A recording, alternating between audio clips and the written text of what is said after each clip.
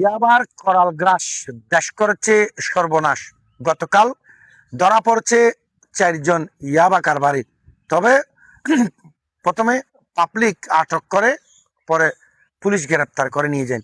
একজন হাবিব, যার বাড়ি বাজালি স্টেশনের পশ্চিম পাশে। আরেকজনের নাম সরোয়ার, বরদুয়ারা শাহী মসজিদ সংলগ্ন। আরেকজনের নাম সাহেব, তার বাড়ি হচ্ছে বরদুয়ারা শিকদারপাড়া। আর অপরজনের নাম সানোয়ার। মোটামুটি 4জনেই চিহ্নিত অপরাধী। তবে সানোয়ারের নারী কেলেঙ্কারি সহ রয়েছে একাধিক অপরাধের তথ্য। ইতিমধ্যে গত 2 দিন আগে আমি ব্যক্তিগতভাবে একটা স্ট্যাটাস দিয়েছিলাম ইয়াবার বিরুদ্ধে সামাজিক প্রতিরোধ করার জন্য।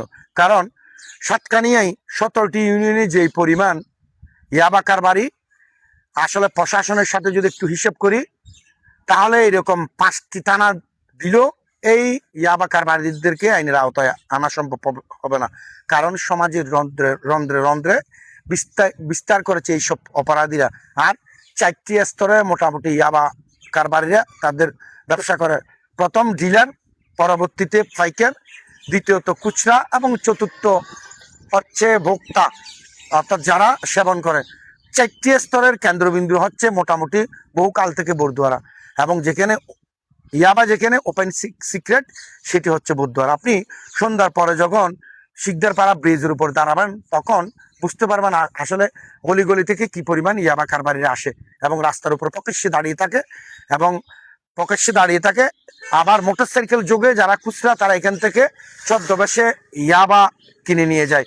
গতকাল কুমিরাপাড়া এই সংঘবদ্ধ চক্রটি খুচরা ইয়াবা বিক্রি করতে গিয়ে ধরা পড়ছে। আমি সাধুবাদ জানাই পুলিশের, পাশাপাশি সাধারণ মানুষ যারা সচেতন হয়েছে।